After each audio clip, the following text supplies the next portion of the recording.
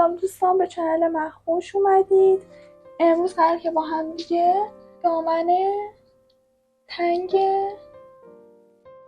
اولیه رو یاد بگیریم.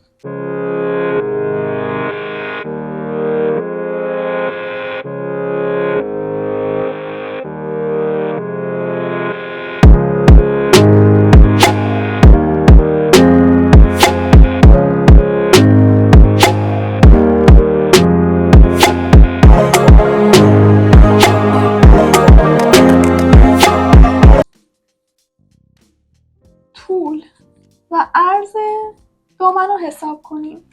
طول کار به معنی قد دامنه، عرضم باید 1/2 دور باسن رو به علاوه 1 یا 2 کنید. از نقطه آ اندازه 1/2 دور باسن میام جلو و علامت میزنم.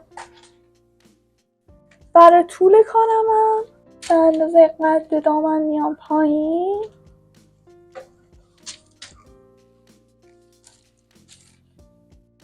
قد دامن دل بخواهه و حالا این نقاط رو به هم دیگه وصل میکنم.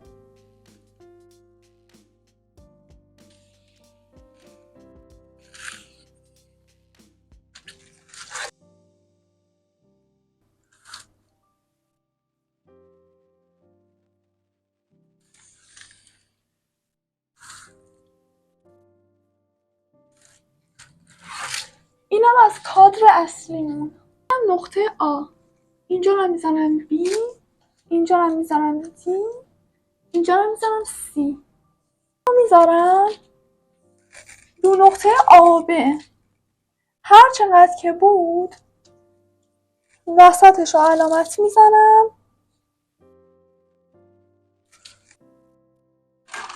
و تا پایین امتداد میدم.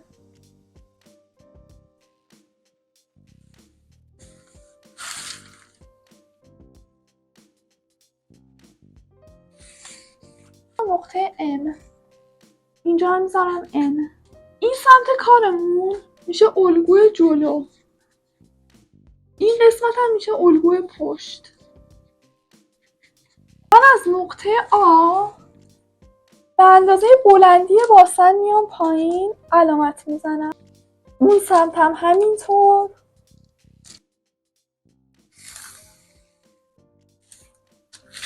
اینجا رو میزنم نقطه F، اینجا رو میزنم E، وسط هم میزنم G. باره متر هم میزنم روی نقطه آ تا نقطه F، وسطش رو پیدا میکنم. اون سمت هم همینطور.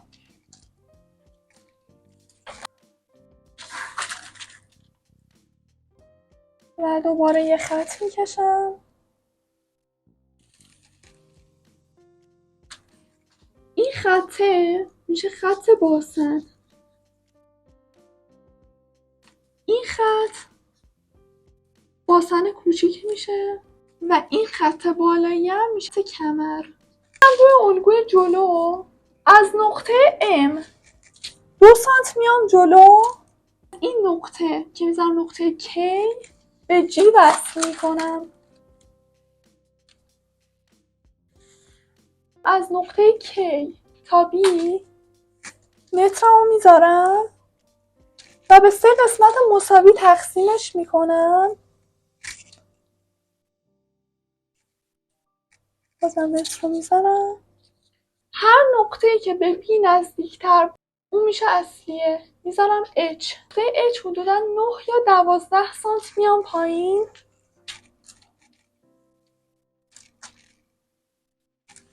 بعد این دوتا نقاط رو به هم دیگه وصل میکنم. ما به پنس 3 سانتی نیاز داریم. پس از این سمت 1.5 میام جلو، از اون سمت هم 1.5.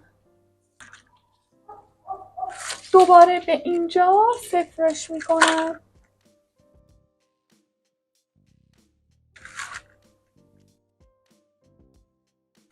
به این صورت با الگوی جلو تموم شد فعلا. میرم سراغ الگوی پشت. نقطه M 2 سانت جلو و به نقطه G صفرش میکنم.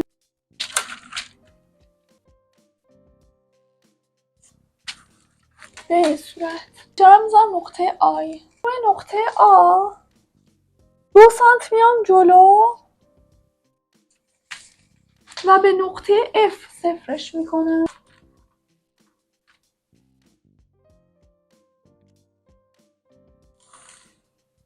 میذارم نقطه X. از نقطه X تا I به 3 قسمت مساوی تقسیمش میکنم. نقطه‌ای که به X نزدیکتر بود اون میشه اصلی. از نقطه L 12 الی 15 سانت میام پایین و علامت میزنم.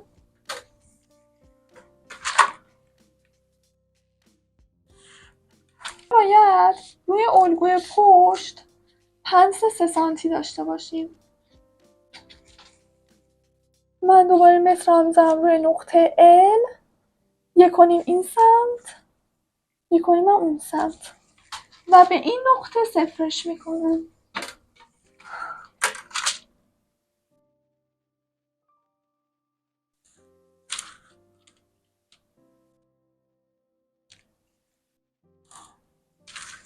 اینم از الگوی دامن هنگ اولیه.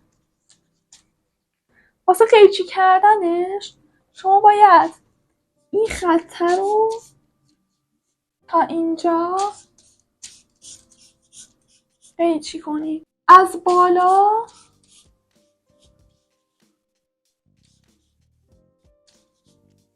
این خط هم همینطور 5 سانتی. نقطه K از اون سمت هم همینطور روی نقطه I. دیگه این وسط کار برامون دور ریزه. اون سمت این خط رو باید قیچی کنید.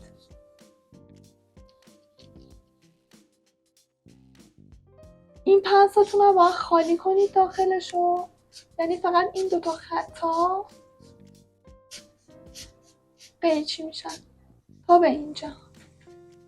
اون سمت هم همینطور.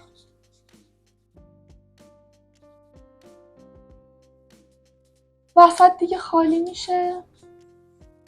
از نقطه A تا X هم خالی میشه به این صورت. امیدوارم که از این ویدیو خوشتون اومده باشه. فعلا خدا نگهدار.